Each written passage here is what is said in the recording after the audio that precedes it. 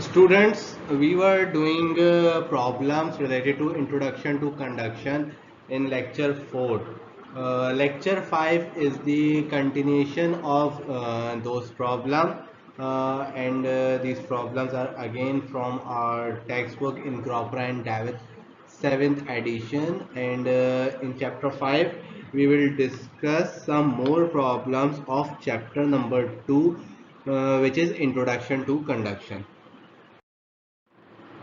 Our next problem is problem number 2-28, and it states that uniform internal heat generation at Q dot is equals to 5 exponent 7 watt per meter cube is occurring in a cylindrical nuclear reactor fuel rod of 50 millimeter diameter. And under steady state conditions, the temperature distribution is of the form T of R is equal to A plus B R square, where T is in degree Celsius and R is in meter. While A is equals to 800 degrees centigrade and B is equal to minus 4.167 exponent 5 degrees centigrade per meter square.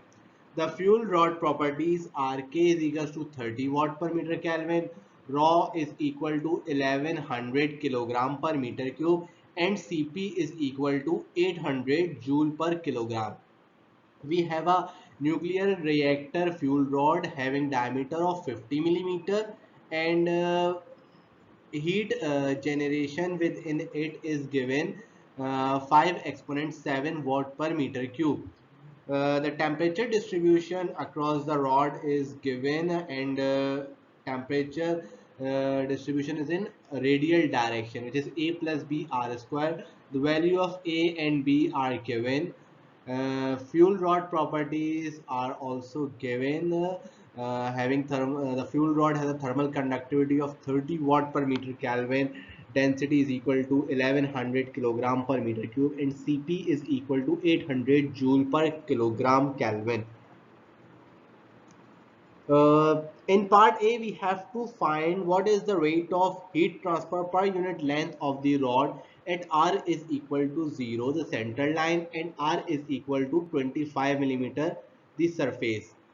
We have to calculate the heat transfer per unit length at the center of the rod and at the outer surface of the rod.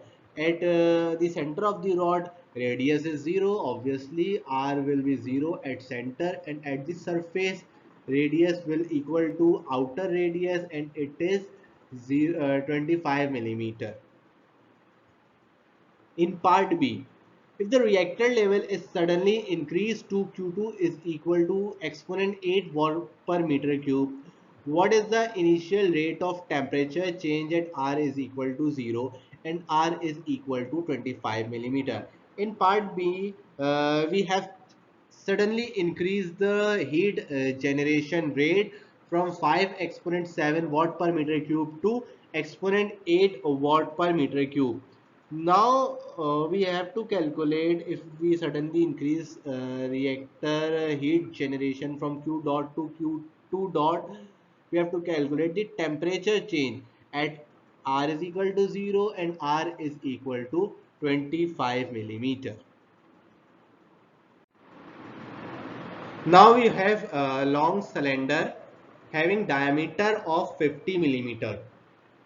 This is the front view of the cylinder, in which temperature is varying with radius, or simply temperature is varying in radial direction. The temperature distribution is given that T of R is equal to A plus B R square, where when R is equal to 0, it's mean at center of the cylinder, where R is equal to 0, temperature will be equal to A, and at outer periphery where R is equal to 0.25, temperature will be A plus 0.00625 B.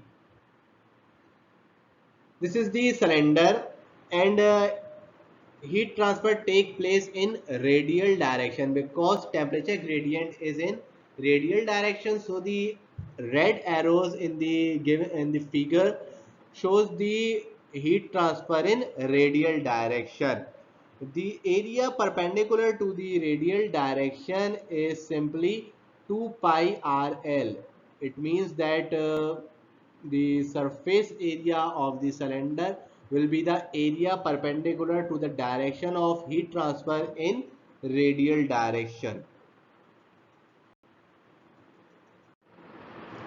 Now we are going to solve part A.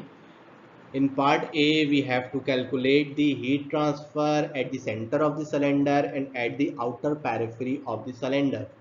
So the heat transfer at R is equals to 0 and R is equals to 0.25 will be given by using Fourier's law of heat transfer, and it simply states that Q is equal to minus Ka dava T over dava R, where Q is the heat transfer, K is the thermal conductivity, A is the area perpendicular to the direction of heat transfer, and dava T over dava R is the temperature gradient in radial direction.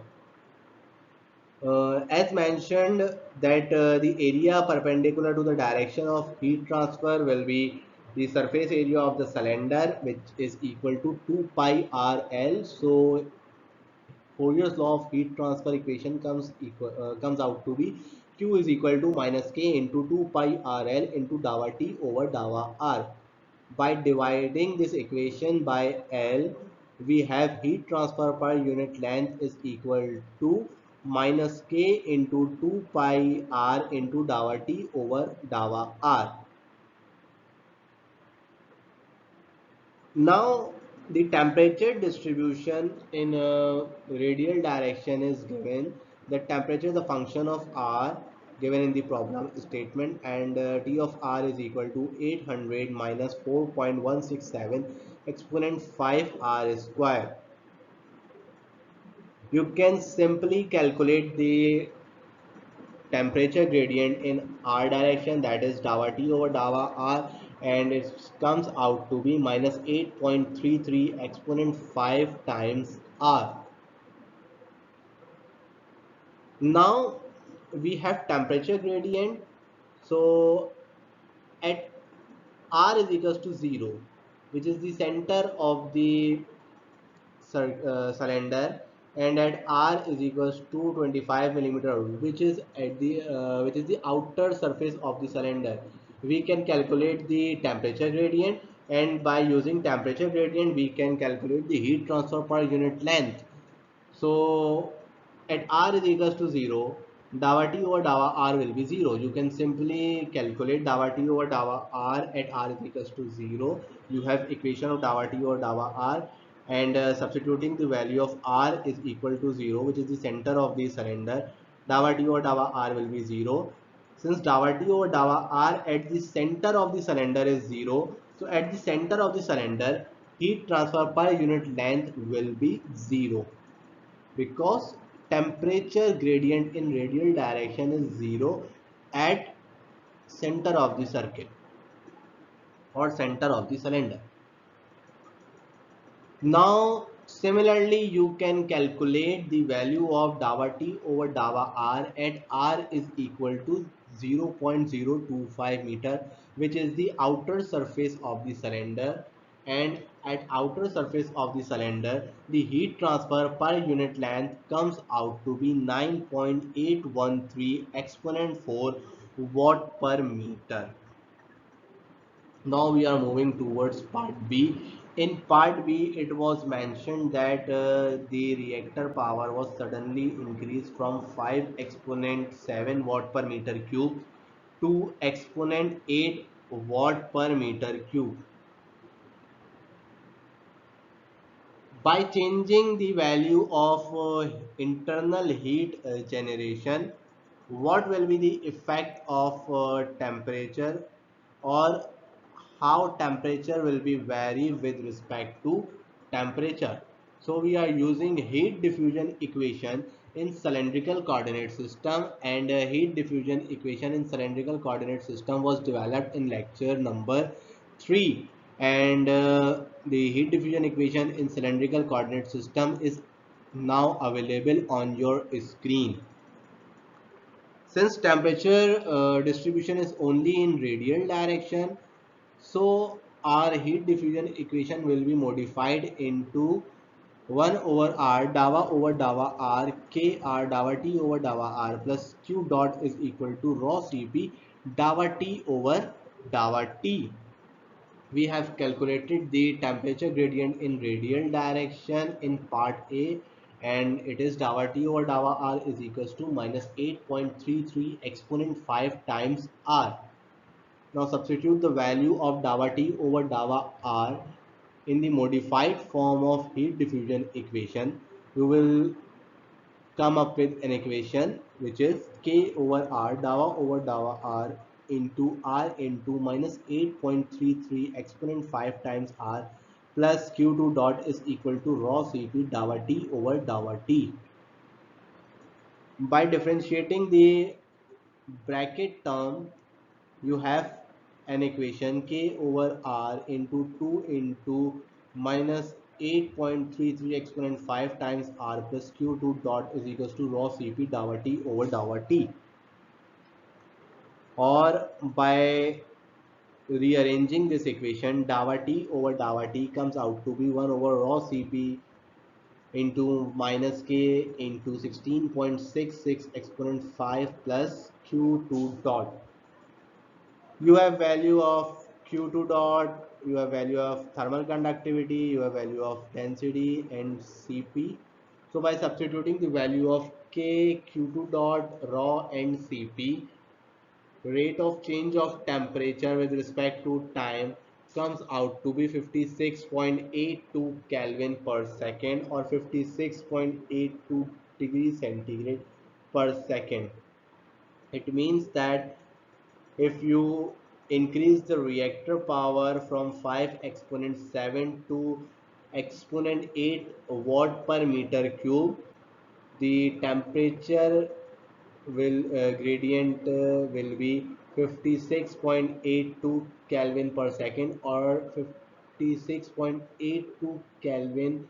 Temperature will be changed in 1 second.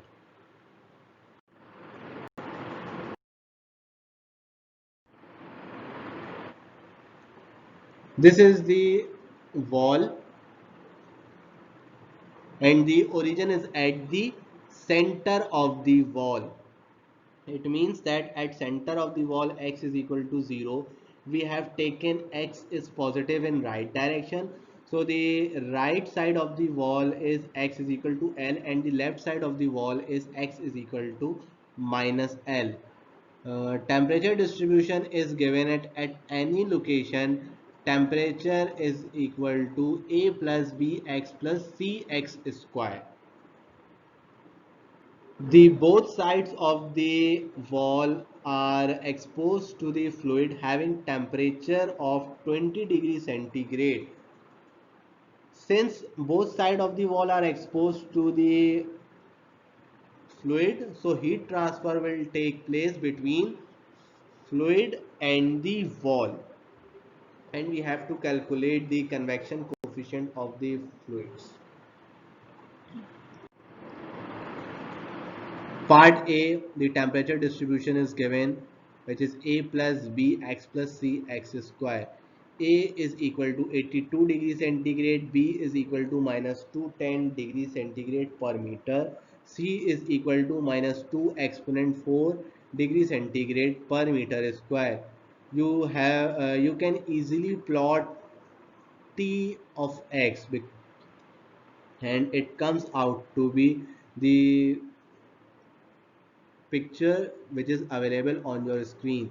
This picture shows how temperature is varying with the position. Temperature distribution as a function of x is given. So by varying x from minus 22 plus 20, you can easily plot t of x. Now in part B, we are going to use one-dimensional heat diffusion equation in rectangular coordinate system. We have derived an expression for one-dimensional heat diffusion equation in rectangular coordinate system in lecture number 3, and it comes out to be d over dx dt over dx plus q dot over k is equal to 0. Here we have assumed that there is no energy storage within the system. Temperature distribution is given T of x is equal to 82 minus 210 times x minus 2 exponent 4 times x square. And in part B, you have to calculate the value of q dot. So you have to calculate double derivative of temperature with respect to x. dt by dx will simply minus 210 minus 4 exponent 4 times x, and by again derivating this equation by x, you have d square t over dx square is equal to minus 4 exponent 4. By substituting the value of d square t over dx square and k in modified form of heat diffusion equation, q dot or heat generation within the system comes out to be 5 exponent 5 watt per meter cube. Now we are moving towards part C. Heat flux will be q double dash is equal to minus k dt over dx, which is the Fourier's law of heat transfer. At x is equal to L, you can easily calculate dt over dx. At x is equal to L, dt over dx comes out to be 590 Kelvin per meter. So at x is equal to L, heat flux comes out to be minus 2950 watt per meter square. At x is equal to L, same procedure will be repeated to calculate heat flux. First calculate the value of temperature gradient in x direction at x is equal to L, which is 0.02 meter. By substituting the value of x is equal to 0.02 in dt over dx, so dt over dx comes out to be minus 1010 Kelvin per meter, and heat flux at x is equal to 0.02 meter. Heat flux comes out to be 5050 watt per meter square. Now moving towards part D. In part D, we have to calculate convection coefficient of the fluid. At x is equal to minus L, convection occurs between the wall and the fluid because wall is exposed to the fluid having temperature of 20 degrees centigrade mentioned in the problem statement. So q convection double dash at x is equal to minus L will be q double dash x is equal to minus L. Convective heat flux at x is equal to minus L will be equal to conductive heat flux at x is equal to minus L. And convective heat flux will be H times Ts minus T infinity, which is Newton's law of cooling, that convective heat flux is equal to H Ts minus T infinity from Newton's law of cooling. At x is equal to minus L, the temperature of the surface will be 78.2 degrees centigrade. Now here I think you will be confused from where the value of Ts comes into an existence. You have temperature distribution given in the problem statement, which is A plus Bx plus Cx square. Values of A, B and C are given. Just substitute the value of x is equal to minus 0.02. You will come with Ts is equal to 78.2 degrees centigrade. So you can easily find the value of Ts by substituting the value of x is equal to minus 0.02 in the temperature distribution, and Ts comes out to be 78.2 degrees centigrade. The surface of the temperature, sorry, I am repeating. The temperature of the surface is 78.2 degrees centigrade, and the fluid temperature is 20 degrees centigrade. So heat transfer will take place from surface to the fluid. And we have determined the value of heat flux at x is equal to minus L in part C, and at x is equal to minus L, heat flux comes out to be 2950 watt per meter square. By just rearranging this equation, convective heat flux at x is equal to minus L comes out to be 50.68 watt per meter square. Similarly, you can calculate the value of convective heat flux at x is equal to L. At x is equal to L, or simply at x is equal to 0.02, the surface temperature comes out to be T 69.8 degrees centigrade. Again, this Ts will be calculated by substituting the value of x is equal to 0.02 in the equation of temperature distribution. You have value of Ts, you have fluid temperature, you have convective heat flux at x is equal to L, and convective heat flux at x is equal to L will be equal to conductive heat flux at x is equal to L. By substituting the value of Q dash, Ts and T infinity in Newton's law of cooling, convective heat flux at x is equal to L comes out to be 101.4 watt per meter square Kelvin. Now we are moving towards part E. This is the heat flux Q double dash is equal to minus K dt over dx, and we have to develop the expression of heat flux in terms of x. We have calculated temperature gradient in part B, which is simply dt over dx is equal to minus 210 minus 4 exponent 4 times x. We have calculated dt over dx in part B. You can revisit part B. Just substitute the value of dt over dx in the equation of heat flux, and heat flux as a function of x will become minus k into minus 210 minus 4 exponent 4 times x.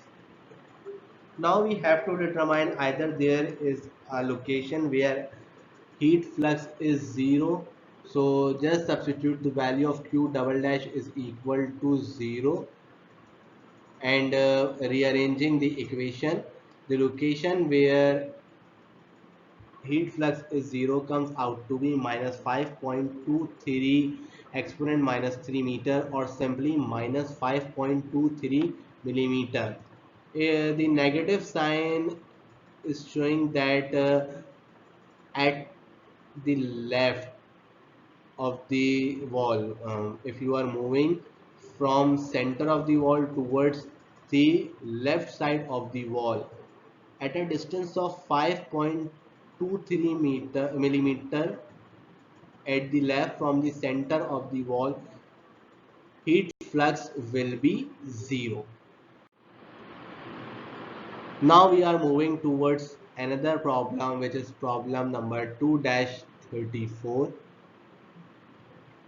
and it states that one-dimensional steady state conduction with uniform internal energy generation occurs in a plane wall with a thickness of 50 millimeter and a constant thermal conductivity of 5 watt per meter Kelvin.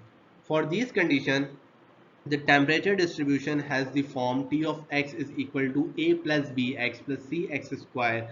The surface at x is equal to 0 has the temperature of T naught, T of 0 is equal to T naught is equal to 120 degrees centigrade, and experiences convection with a fluid for which T is equal to 20 degrees centigrade and H is equal to 500 watt per meter Kelvin. The surface at x is equal to L is well insulated. We have a plain wall having thickness of 50 millimeter. There is no there is steady state condition, and there is uniform internal energy generation within the wall. The thermal conductivity of the wall is 5 watt per meter Kelvin. The temperature distribution of the wall is given that T of x is equal to a plus bx plus cx square. Now it is mentioned that the surface at x is equal to 0, the temperature is equal to 120 degrees centigrade, and that surface is exposed to a fluid for which temperature is 20 degrees centigrade and convective heat flux is 500 watt per meter square. The second side of the wall, which is x is equal to L, is perfectly insulated. Part A, applying an overall energy balance to the wall, calculate the volumetric energy generation rate. We have to calculate the internal energy generation rate within the wall. In part B, we have to determine the coefficients A, B and C by applying the boundary condition to the prescribed temperature distribution, and use the result to calculate and plot the temperature distribution. In part C, consider conditions for which the convection coefficient is half, but the volumetric energy generation rate remains unchanged. Determine the new values of A, B and C and use the result to plot the temperature distribution. In part C, it is mentioned that energy generation rate remains unchanged, but convection coefficient gets half.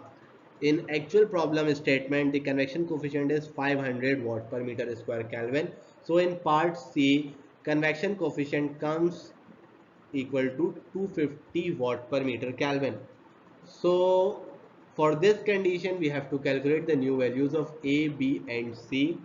Now in part D, we have doubled the volumetric energy generation rate and the convection coefficient remains unchanged. So for this condition, we have to calculate the value of A, B and C.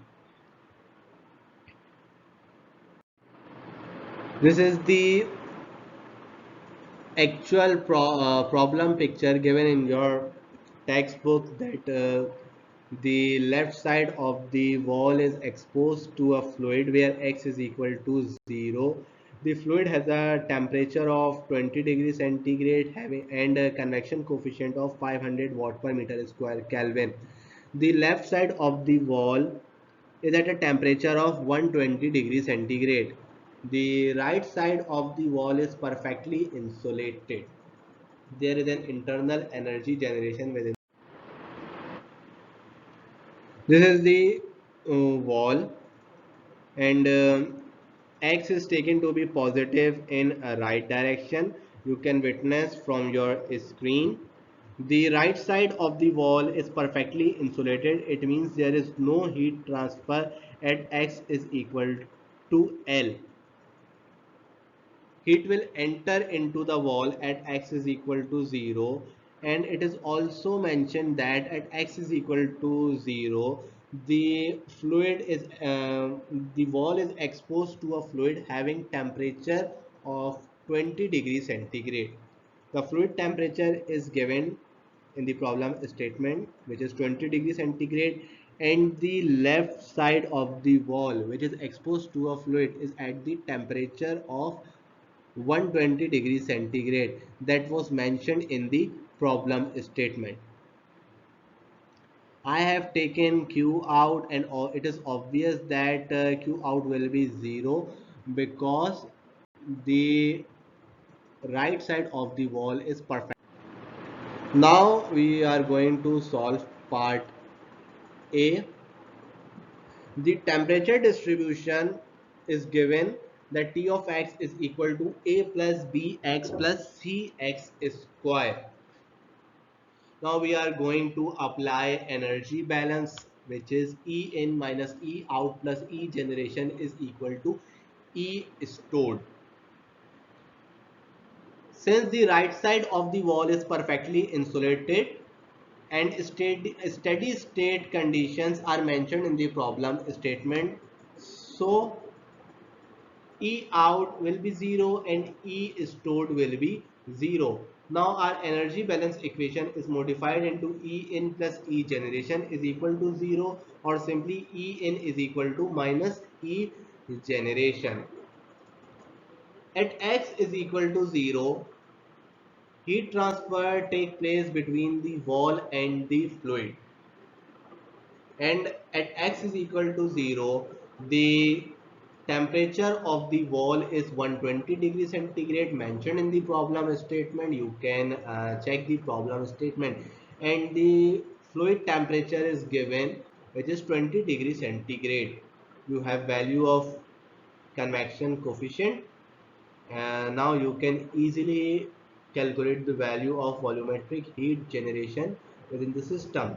E in will be the heat transfer between wall and the fluid, and that heat transfer will be given by using Newton's law of cooling, and it's simply HA T infinity minus Ts. We have assumption that heat transfer is taking place from fluid to the wall. That's why I have mentioned in the equation T infinity minus Ts. I have written this equation by looking at the figure which is available on your screen. And E generation will be given by Q dot times A into L. A into L will be the volume. Now we can compare both of these, that Q dot AL is equal to minus HA T infinity minus Ts, or Q dot is equal to minus H T infinity minus Ts over L. Substitute the value of H, T infinity and Ts and T and L in the equation. H is given in the problem statement that H is 500 watt per meter Kelvin, T infinity is 20 degrees centigrade, Ts is 120 degrees centigrade, and L is equal to 0.05 meter. So internal heat generation comes out to be 1 exponent 6 watt per meter cube. Now we are moving towards part B, in which we have to calculate the values of coefficients A, B and C. Temperature distribution is given A plus Bx plus Cx square at x is equal to 0. T is equal to T naught, which is given in the problem statement. You can easily determine that x is equal at x is equal to 0, T is equal to T naught, and put the value of x is equal to 0 in temperature distribution.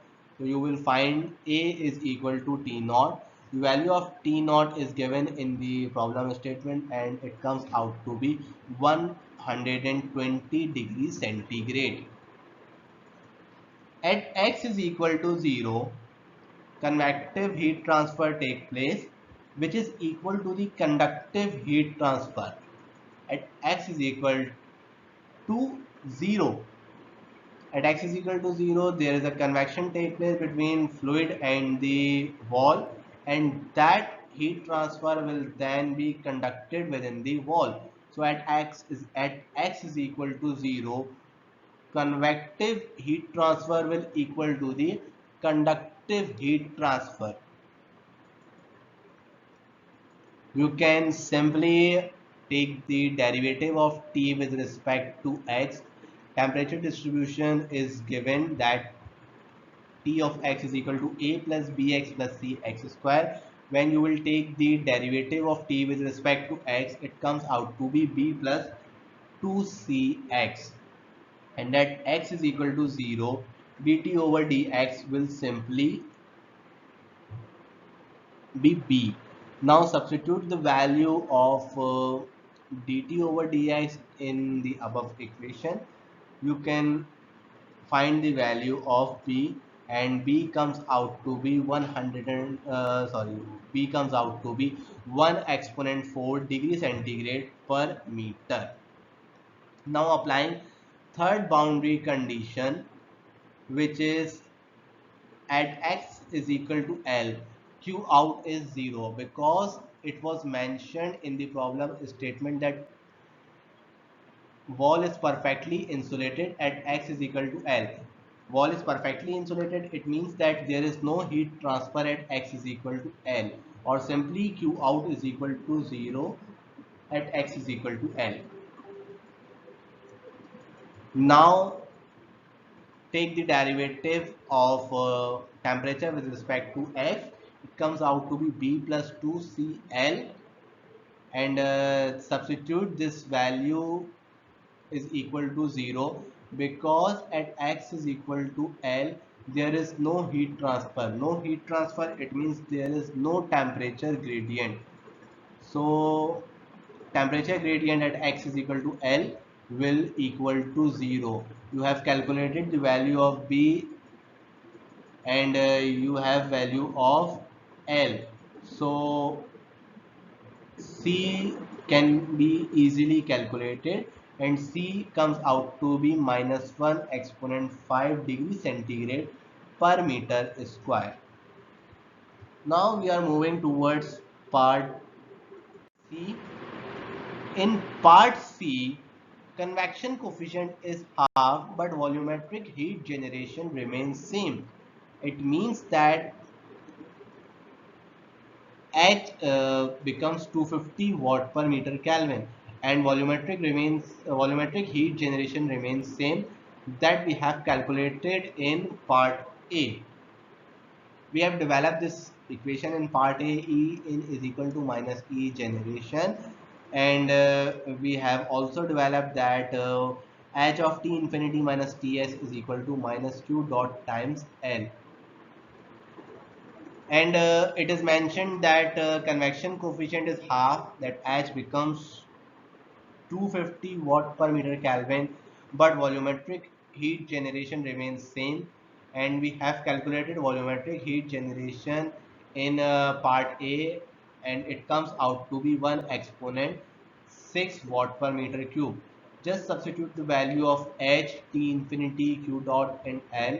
You can easily calculate Ts, and it comes out to be 220 degrees centigrade, and it is the temperature at x is equal to 0. It is the temperature of the wall at x is equal to 0.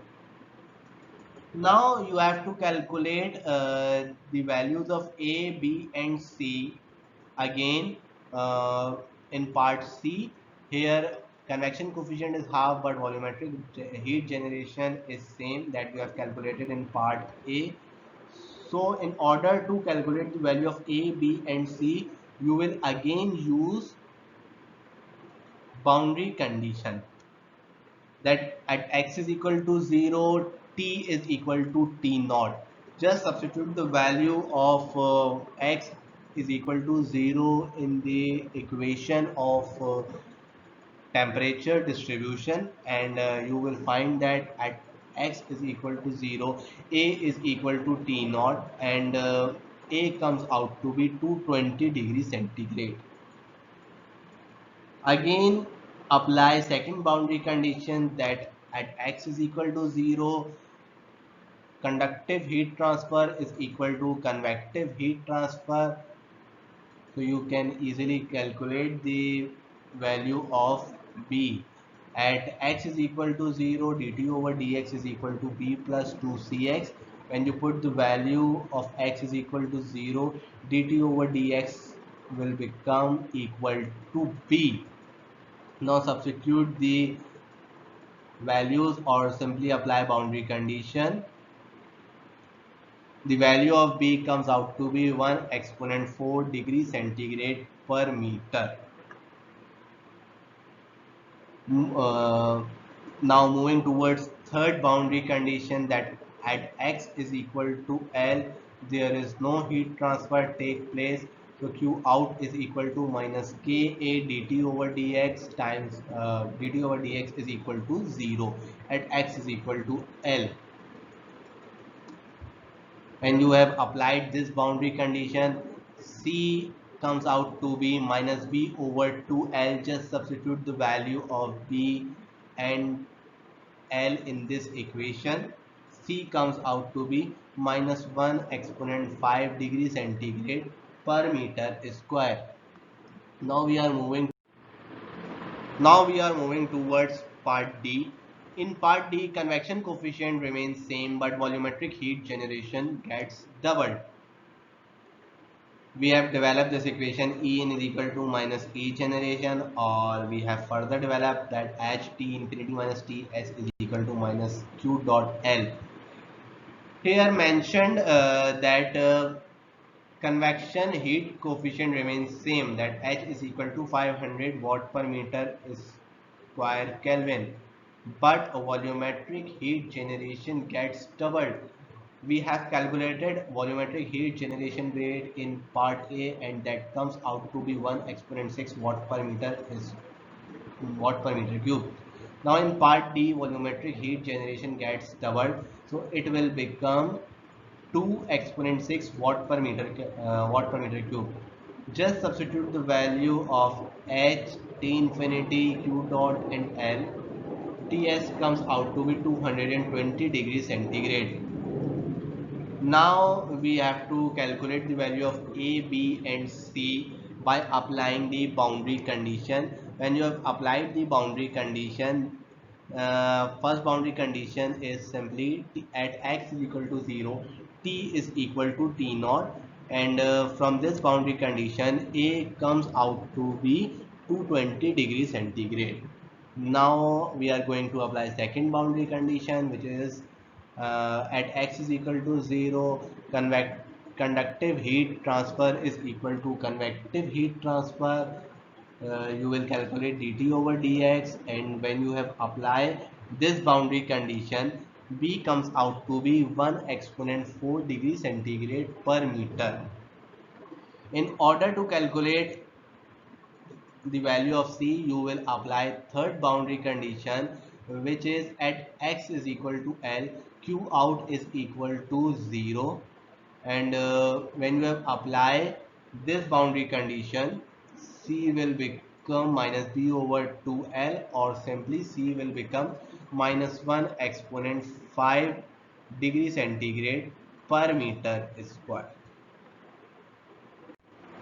Now we are moving towards our another problem,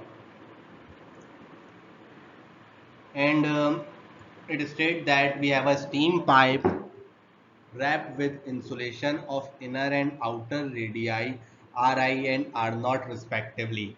At a particular instant, the temperature distribution in the insulation is known to be of the form T of R is equal to C1 ln R over R0 plus C2. Are condition steady state or transient? How do the heat flux and heat rate vary with radius? We have to determine either conditions are steady state or transient. We have temperature distribution across the steam pipe, and it is T of R is equal to C1 ln R over R0 plus C2. We have to determine either conditions are steady state or transient. Using heat diffusion equation in cylindrical coordinate system, and the heat diffusion equation, we have determined this equation in our lecture number 3, and this equation is available on your screen. Since there is no internal energy generation and temperature gradient is only in radial direction, so heat diffusion equation will be modified into 1 over r dawa over dawa r k r dawa t over dawa r is equal to rho Cp dawa t over dawa t. We have named this equation as equation number 1. As I have mentioned that there is no internal energy generation within the system. The temperature distribution is given C1 ln R over R naught plus C2.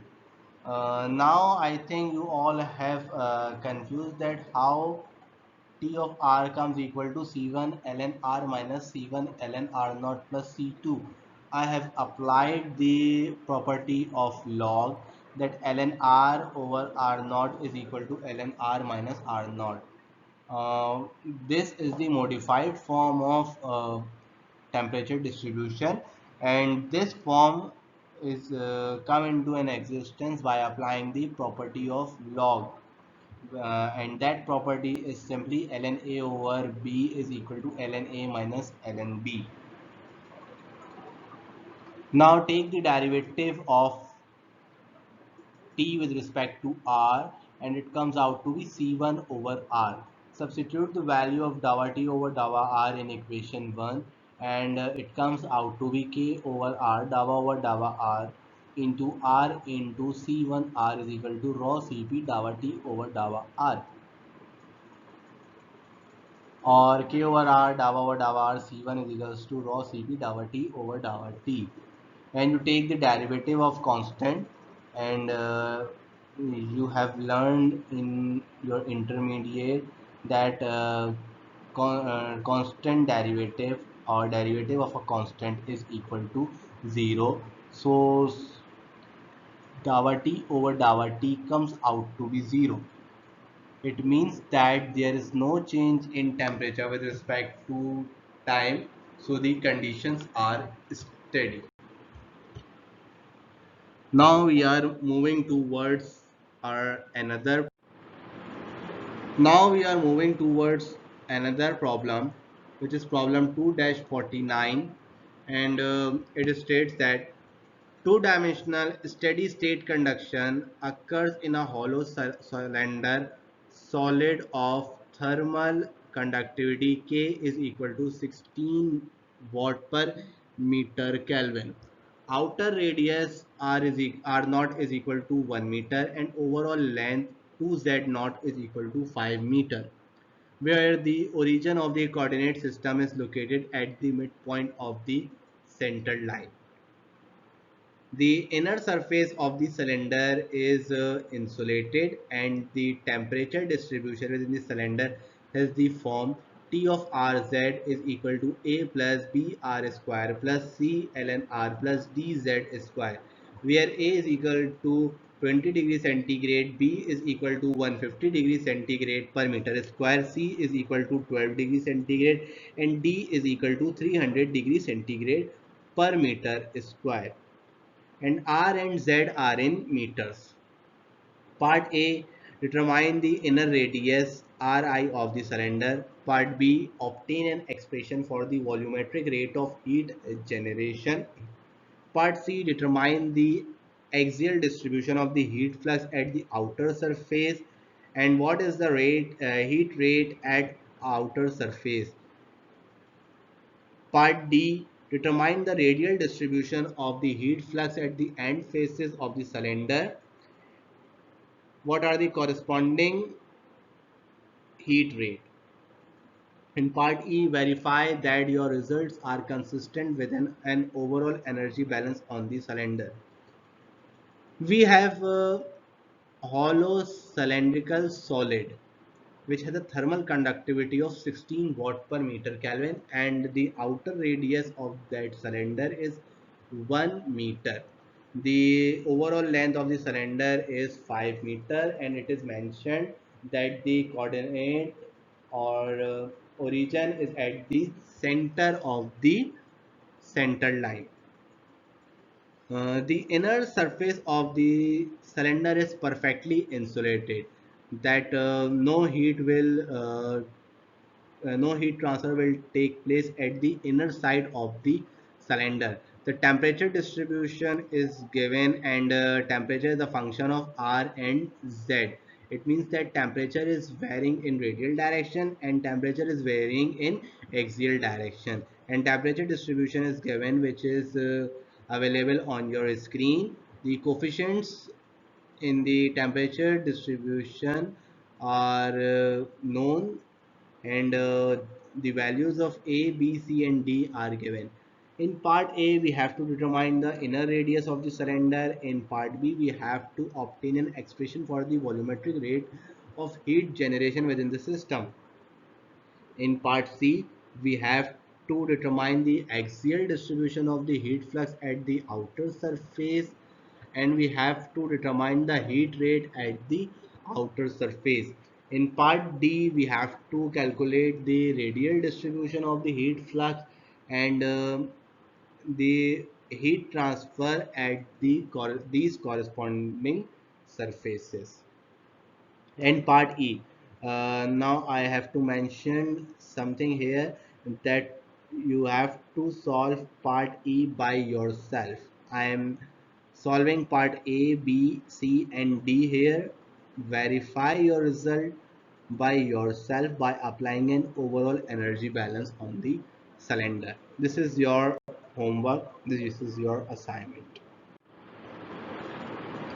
This is the hollow cylinder having Ri and R naught, which is visible on your screen. The overall length of the cylinder is 5 millimeter or 5 meter, and it is mentioned that origin is at the center line of the cylinder. So Z will be divided into two half. At the left side, Z is equal to minus Z, and at right side, Z is equal to plus Z naught. We have taken that Z is positive in the right side direction. Temperature distribution is given, and I have substituted the value of A, B, C and D in this distribution. T of Rz is equal to minus 20 plus 150 R square minus 12 ln R minus 300 Z square. In this direction, radial flux will take place, and in these direction axial flux will take place.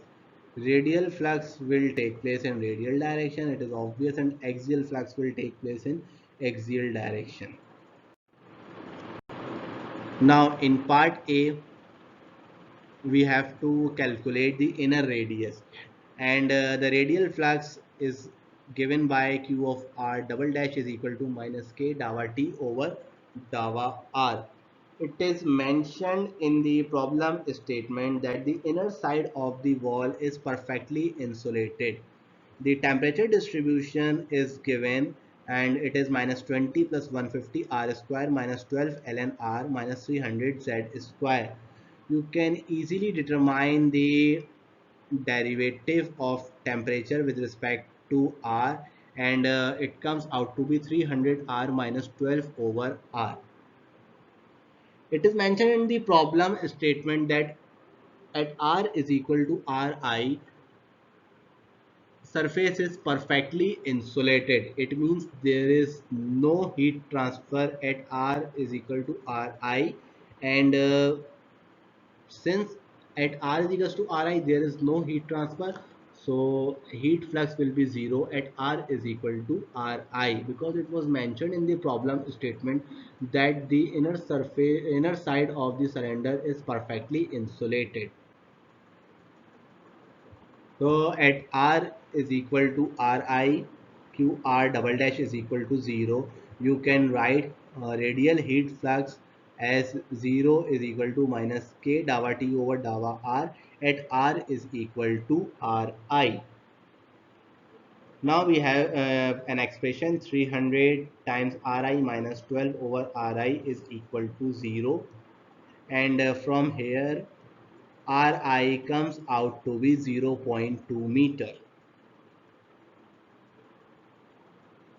Now we are moving towards part B, and in part B we have to develop an expression for volumetric heat generation within the system. We are using heat diffusion equation in cylindrical coordinate system, which we have learned in lecture number 3. Since in the problem statement it is mentioned that conditions are steady state and temperature is varying only in R and Z direction. So heat diffusion equation will be modified into the form which is available on your screen. 1 over R dava over dava R K R dava T over dava R plus dava over dava Z K dava T over dava Z plus Q dot is equal to 0. Dava T over dava R you have calculated in part A and it is equal to 300 R minus 12 over R. Similarly, you have temperature distribution, so you can calculate dava T over dava Z and it comes out to be minus 600 times Z.